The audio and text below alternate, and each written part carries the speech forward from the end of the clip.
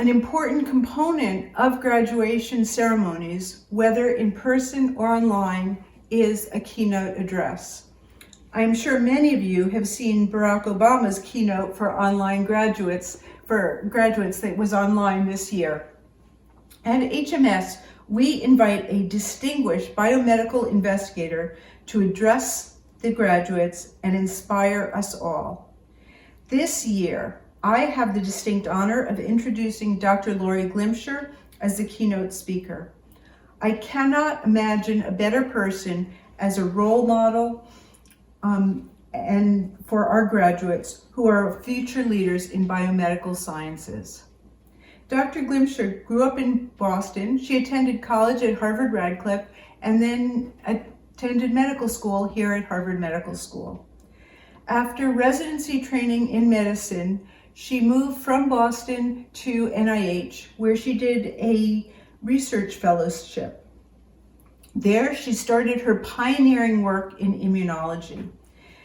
She noted in an interview that, quote, she took on an extremely risky project which nobody thought would work, and it did work. She then returned to Boston and did a clinical fellowship in rheumatology while starting her own laboratory at Harvard School of Public Health and Harvard Medical School. Her innovative work led to rapid promotion, and she became a full professor at the age of 39. For many years, she served as the Irene Heinz Given Professor of Immunology at the Harvard School of Public Health, Professor of Medicine at Harvard Medical School, and Senior Physician and Rheumatologist at Brigham and Women's Hospital. During this time, she made seminal discoveries of key transcription factors that drive lineage commitment and activation in the immune system. Her laboratory exploited these discoveries to generate mouse models for disease and to develop new approaches to cancer immunotherapy, an exciting and highly productive area. About a decade ago, her great ability as an academic leader was recognized more broadly, and she was recruited to be the Dean of Weill Cornell Medical School in New York, my alma mater. There, she enhanced the research faculty while continuing innovation in clinical training. We were fortunate that Harvard was able to recruit her back to Boston as the president and CEO of the Dana-Farber Cancer Institute. Her achievements over the years have been recognized by many honors and awards. She is a member of the National Academy of Sciences, Fellow of the American Academy of Arts and Sciences, a member of the National Academy of Medicine, and the former president of the American Association of Immunologists. She was also awarded the Excellence in Mentoring Award from AAI, the American Association of Immunologists.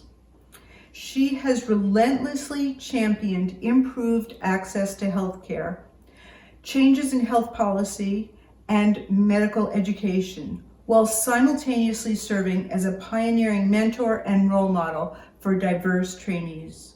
Laurie Glimcher is now the president and CEO of the Dana-Farber Cancer Institute, principal investigator and director of the Dana-Farber Harvard Cancer Center, and the Richard and Susan Smith Professor of Medicine at Harvard Medical School.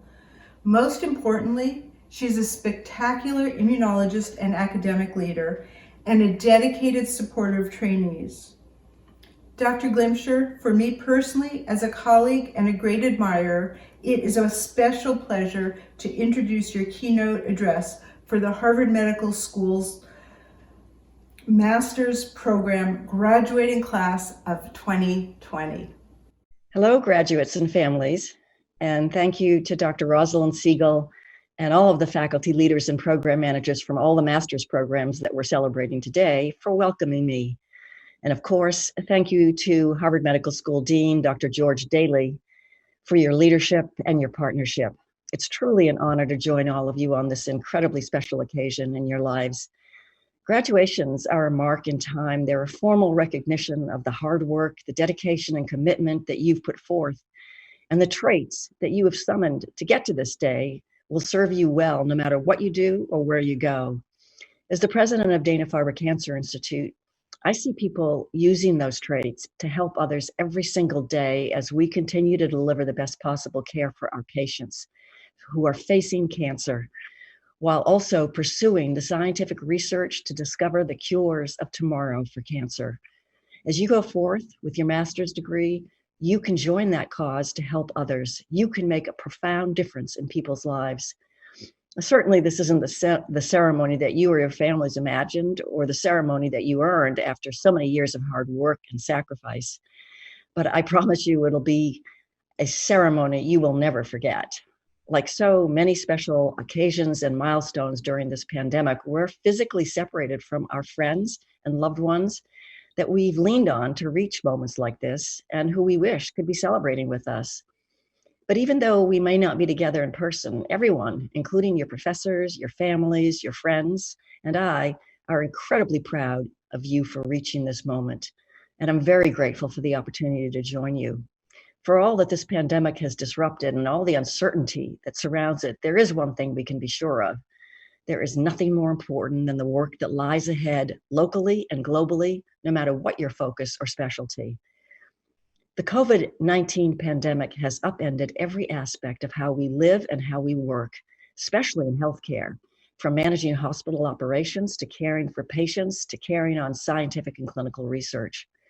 When the pandemic started, one of the major challenges we faced at Dana-Farber was how could we limit the number of patients that we physically see in person while continuing to deliver the high quality care that they count on? Because for our patients, the urgency of cancer is unavoidable. Cancer doesn't wait, and neither could we. We had to quickly and radically shift how we deliver much of our care. One of the first things we did was to start using telemedicine, having patients' appointments on video or telephone. Until recently, regulatory and reimbursement issues limited how much telemedicine we could do, but as the pandemic took hold and the rules were eased, we were able to quickly adapt and jumpstart telemedicine options for our patients, for those who don't necessarily need to be on site to talk to their doctor or for treatment. This was both a phenomenal achievement and an opportunity, because in a matter of just a couple of weeks, we went from conducting almost no telemedicine to more than 3,000 visits per week. So one of the things we've learned from this is that this can actually be good for patients. For those who don't need to be seen on site, a telemedicine visit saves travel time and waiting time, and they can still see a doctor, and a doctor can see them. And in many cases, family members who couldn't accompany a patient to a physical visit because of the pandemic were able to join the virtual appointment. Of course, this isn't going to completely replace in-person visits, and in many cases, doctors do, of course, need to physically see a patient, but telemedicine has now opened a world of possibilities to deliver healthcare safely, effectively, and with expertise and compassion.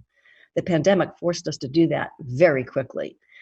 And for us at Dana-Farber, it illustrates that what we're typically able to do for patients in Boston could be extended to patients everywhere and anywhere, and could remove many of the barriers that stand between patients and the care that can save their lives. So this is the kind of advancement and progress that can emerge from a crisis. It tests us and demands the best of us because, again, cancer doesn't wait. And despite the extraordinary challenge of the COVID-19 pandemic, this does remain a revolutionary time for the science of cancer care. Recent discoveries in genomics and immunotherapy have created a new world of possibilities for treating many cancers long thought to be untreatable, enabling us to help more people. And with this remarkable window of opportunity that we're in today, we can ill afford to lose a single step in that process. Incredibly, while we have had to adapt our research operations and limit the number of people in our labs, we've been able to keep most of our clinical trials and our other research priorities moving forward. And that's because we must. Yes, the challenges we've faced for the last several months are unprecedented, but when you're tested, you have to respond by harnessing all of your determination, creativity, and innovation, and those special traits of hard work, dedication, and commitment to continue making progress for all the patients and their loved ones who are counting on you. The truth is, there are always going to be hurdles and obstacles in your work and in your lives. No part of working in medicine or science is easy. Early in my own career, I learned that science is not only discovery, it is persistence and perseverance.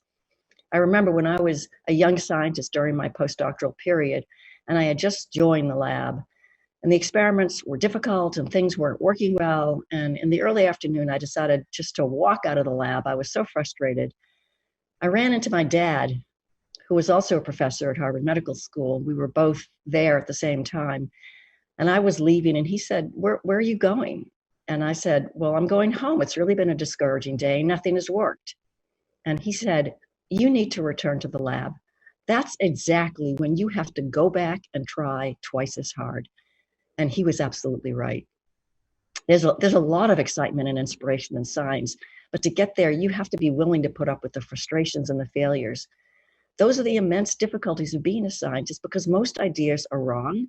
The things you have learned, the importance of data and what it means, how not to be fooled by circumstance and happenstance, the capacity for thinking critically, and the capability to design and carry out experiments that are imaginative, that attack important problems, and that are controlled and to the point.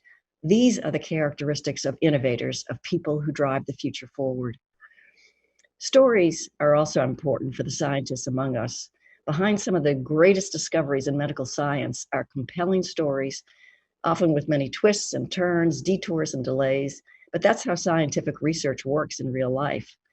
Let me give you an example. One of my favorite stories of discovery is about a scientist named Barney Rosenberg, who was trained as a physicist. He wasn't working on any problem related to human disease, but because of his curiosity, he may have saved the lives of more cancer patients than most of the cancer researchers in the world combined. The story started in 1964. Barney Rosenberg wanted to see what would happen if bacteria were placed in a strong electric field. So he put some E. coli cells in a dish with 2 platinum electrodes and turned on the current. To his surprise, the bacteria cells stopped dividing.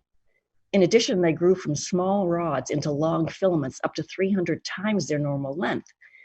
Well, Barney Rosenberg happened to know that E. coli exhibits this kind of behavior only under certain conditions, including when it's exposed to anti-tumor drugs. So he then figured out that there was a particular substance that was being generated electrochemically from the electrodes, and that substance was cisplatin, a compound that had first been described in 1848 and thought to be poisonous. But knowing that cisplatin was causing bacteria to behave in the same way that some anti-tumor drugs do, Rosenberg wondered whether cisplatin could have anti-cancer possibilities and properties of its own. So he needed help to test his hypothesis because he wasn't used to doing that kind of experimental work. So he teamed up with colleagues in other departments to administer cisplatin in mice and eventually in humans. And by 1973, it was clear that the drug was helping patients with testicular and ovarian cancers, 2 diseases that were notoriously difficult to treat at the time. Cisplatin went on to become one of the top-selling cancer drugs in the world and is still used today to treat multiple types of cancer. The discovery of cisplatin came completely from left field, from a physicist who was just curious about bacteria and electricity, but it ended up transforming the way we treat cancer. This is a wonderful example of how sometimes an initial, seemingly random question or observation can set a whole chain of events into motion. It's a thrilling time to be starting your careers because who knows what cures, what breakthroughs, what revolutions in treatment lie just around the corner. So no, you're going to have failures, but you can't give up. You need to be daring. The most important thing is wanting to wake up in the morning and feeling the excitement that I can't wait feeling to go to work and try new things. And there will be plenty of days you might feel that nothing is working, but you're going to have to summon the discipline and the energy to go in and do it anyway. That's the type of perseverance that it will take to overcome the challenges you will encounter in your careers, whether it's a setback on an experiment or managing through a public health crisis like COVID-19. The rallying cry for this pandemic is that we're all in this together. And it is true. It's true personally as we adapt to new realities, how we navigate the world, see our friends and loved ones, support and care for our children and family members, and so much more. And we've seen more than ever that how we personally act is inextricably linked to the lives of others, whether they live across the hall, across the street, or across the globe. Being in this together is also true of our frontline healthcare workers, my colleagues, who are seeing some of the sickest patients and bearing witness to the heartbreak and tragedy of this disease, who depend and lean on each other to keep going from one day into the next. Their work on the front lines of this pandemic is nothing short of heroic. But a hero, in the words of Nathaniel Hawthorne, cannot be a hero unless in a heroic world. And that's what we are all part of. That's what it means to be in this together. While we are all rallying to support heroic efforts of our healthcare workers who are part of a massive and global effort to confront this virus, the scientific community is desperately working to understand this disease and relentlessly chasing ways to treat and stop it. They're also heroes. Collaboration is the key to overcoming this crisis, and few times in our history have we ever turned our collective focus toward a single issue the way we're doing today. The power of science and medicine is on full display. People all over the world are putting their hope and faith in science in a way that I've never seen before. And the power of science is born from collaboration, working together, sharing knowledge, sharing resources, overcoming barriers, and tearing down walls, no matter where they're located, and setting aside egos and credit. Collaboration is how we make breakthroughs in cancer and in all diseases. It's how we solve societal problems and make the world a better place. And it is how we will overcome this pandemic. The truth is, we've always been in this together. No woman or man is an island. We are all affected by the actions of others. For thousands of years, humanity has been plagued by outbreaks that ravage societies like today's epidemics. The flu pandemic of 1918, smallpox, measles, mumps, rubella have stayed with us for centuries until scientists and medical professionals persevered and found cures and treatments to make the world healthier and safer. This is now your time. You are being called on to do your part, to be agents of health, and use the power of science combined with our own curiosity, talent, and training to solve the problems that plague humanity today, from Alzheimer's disease to heart disease to cancer and more. And yes, to rid the world of this novel coronavirus and prevent the next epidemic. And by all of you being agents of health, you are agents of hope for humanity. I have great hope for each and every one of you. You're blessed with enormous potential, and with the support of your family and loved ones, your friends, classmates, and peers, your professors and mentors. We believe in you and we're counting on you. And while we may be physically apart today, we're celebrating together. You have a lot to be proud of.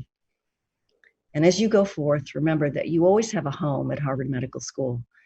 And please keep in mind the words of the American novelist Edith Wharton, who wrote that what keeps us all alive and vital is being unafraid of change, insatiable in intellectual curiosity, interested in big things, and happy in small ways. To the class of 2020, I offer you heartfelt congratulations and my warmest best wishes for your happiness and success. Well done and good luck. Thank you so much for inviting me to share your special day. Congratulations, graduates.